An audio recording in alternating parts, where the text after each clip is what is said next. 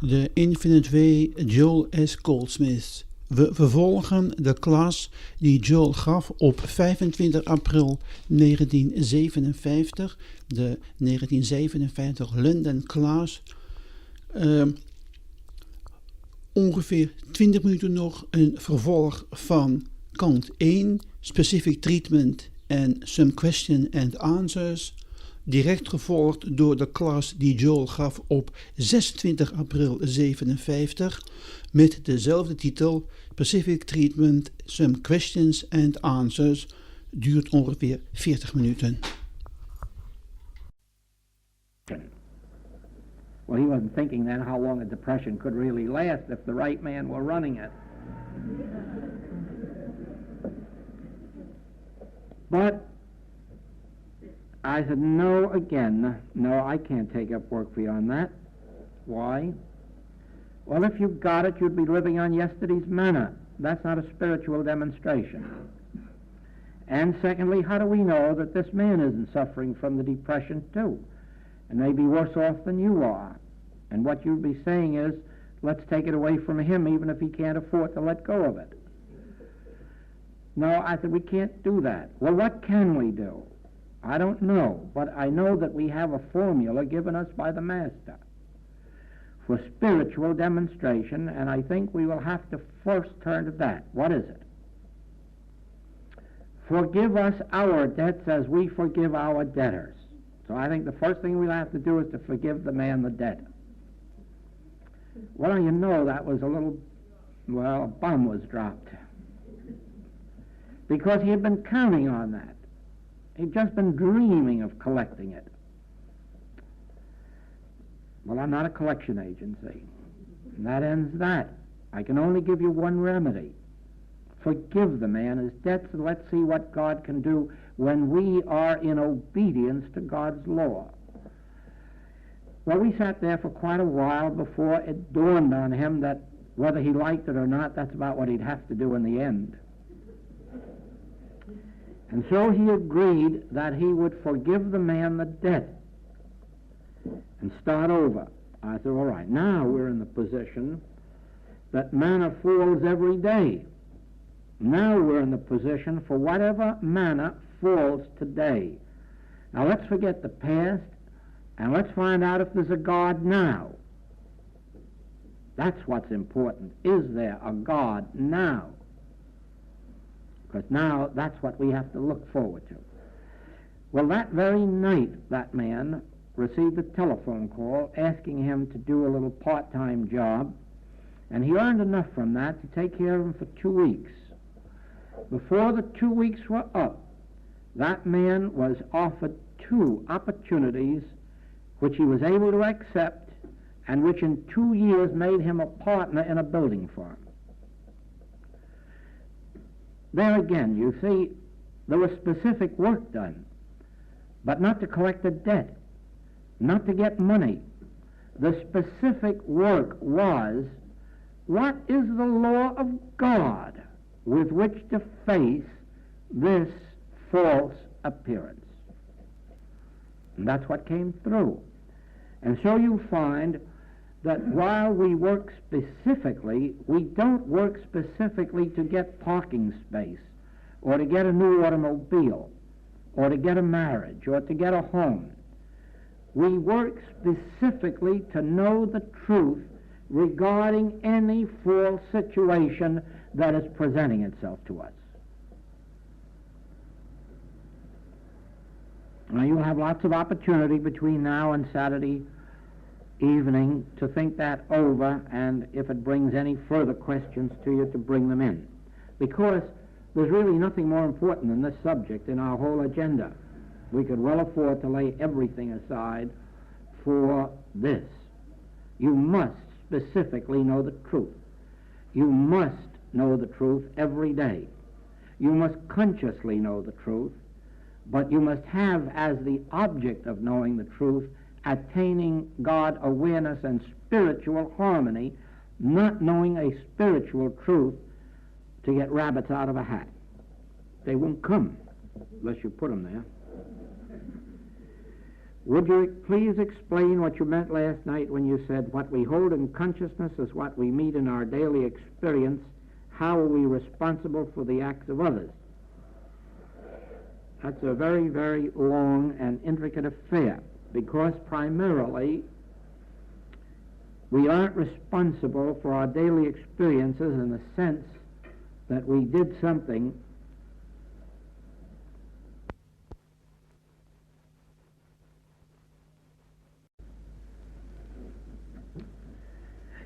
we are not responsible in the sense that we have done some specific thing to bring about this situation. In other words, it doesn't mean that if somebody robs me that I've been guilty of robbing somebody. But if somebody robs me, it is definitely the proof that I believe in a selfhood apart from God. I have not become reconciled to my brother, as I was told to do in Matthew.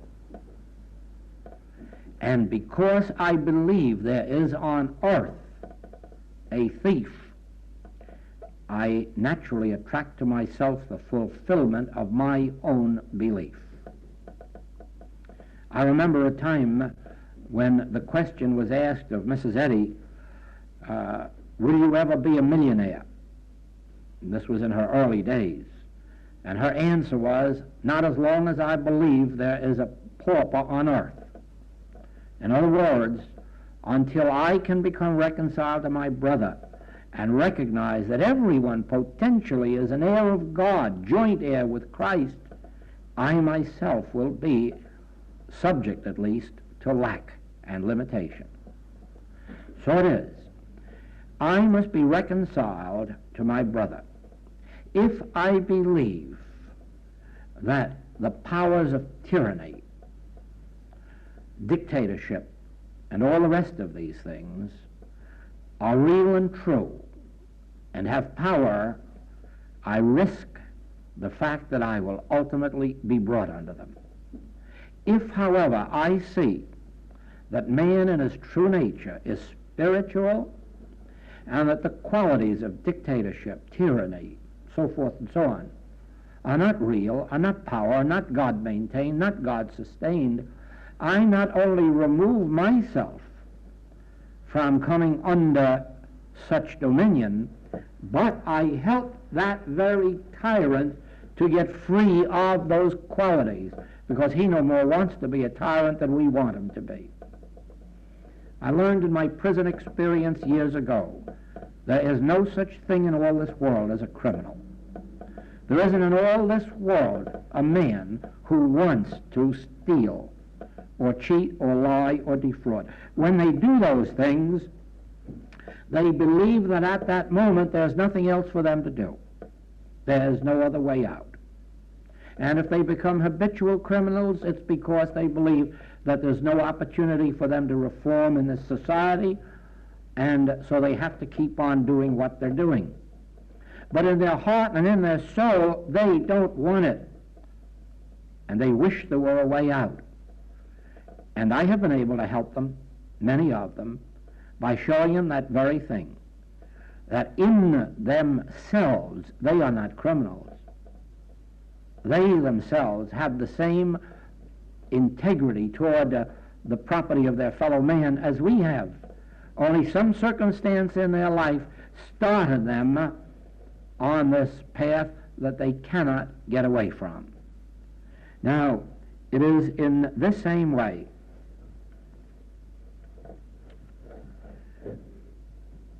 dictators weren't born dictators, they were made that way. Circumstances turned them in that direction. In their heart and in their soul, they have the same desire to live without a fear of assassination that we have. Never think for a moment that it isn't true, heavy lies the head that wears a crown. Don't doubt for a minute that these dictators aren't aware of the fact that their own lives are as much in jeopardy as the lives that they are jeopardizing. They'd love to be free of that. I'll bet you every man in the upper realms of Russia would like the privilege that we have of walking on the streets of London and hiding in the crowd and not feeling that in every crowd there's a few there that would just like to if they dared, and a few who would dare if they got the chance. No. Now let's remember this. In our inner nature, we are pure regardless of what offenses we commit. We don't want to commit them. We wish the circumstances were such that we didn't have to, or that a power would enter our soul to free us from the desire. We all wish that, but we haven't found the way. But in order for me to be at one with the law of God, I have to know that and feel that about everyone on this earth. So that if I have become reconciled to my brother, there is nothing in my consciousness that is going to attract to me the discords, the inharmonies of human relationships. In the same way, many years ago, a man drove me every Thursday on my rounds, and he prided himself on being one of the finest drivers on the road. Actually, he was one of the poorest I've ever ridden with. But he had an idea that he was really good. But you know what the trouble was, of course. All the other drivers on the road were terrible. That's what was wrong with him. They just wouldn't let him alone. Well, one day he said, "Why is it that you're so at peace with all of these terrible drivers around here? Aren't you afraid of an accident or of your life?" And so I explained to him how I had become reconciled to my brother in World War I. And I said, once you agree that God is the mind of everyone, God is the soul of everyone, whether they know it or not, you're at peace, because you're not dealing with them, you're dealing with God, the mind of them. And you find it really works. And he was a student, he thought about it, and gradually he tried to think along that line, that these weren't bad drivers. Actually, they had the mind of God, even if they didn't know it. But you know, a few weeks later he said to me, "You know, it works, they're doing better driving."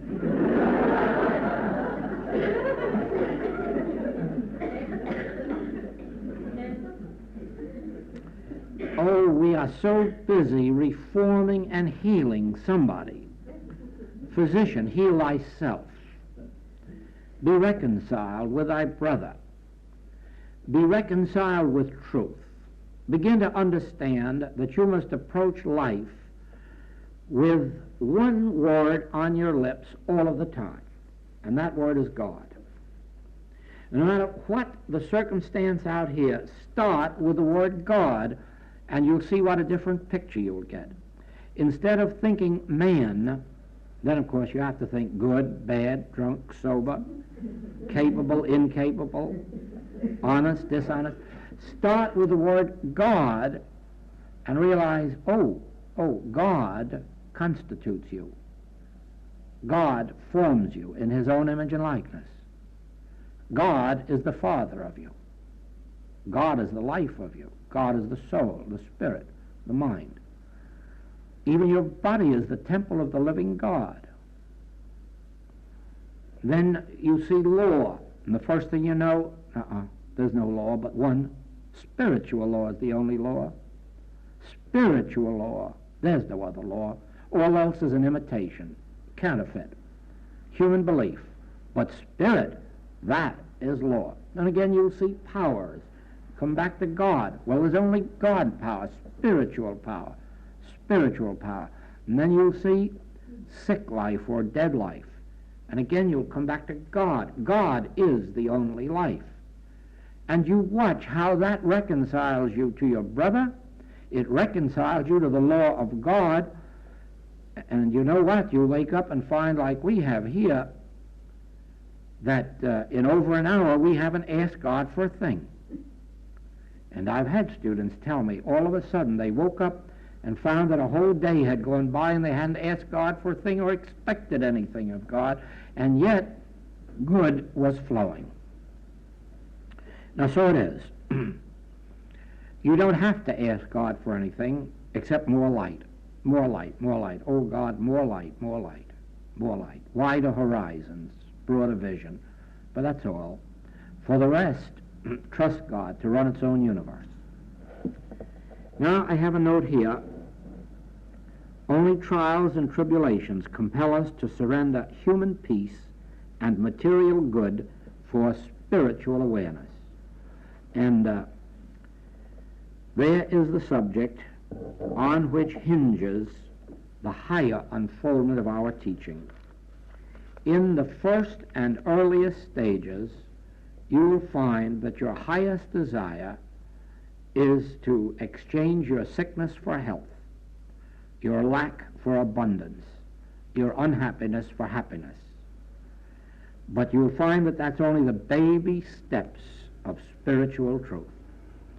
The spiritual unfoldment begins when you say, no, Lord, not more matter or better matter, but how about the kingdom of God and its righteousness? What is the spiritual life like? Not just more human life or better human life. What is the life of God on earth like? What is the soul of God lived on earth like? Then you are coming into the higher realm of spiritual living, which leads to the mystical experience, the marriage, conscious union with God. And so we leave it there until tomorrow night and see what will unfold for us then in the way of... Dan nu de klas die Joel gaf op 26 april 97, opnieuw Specific Treatment en Some Questions and Answers.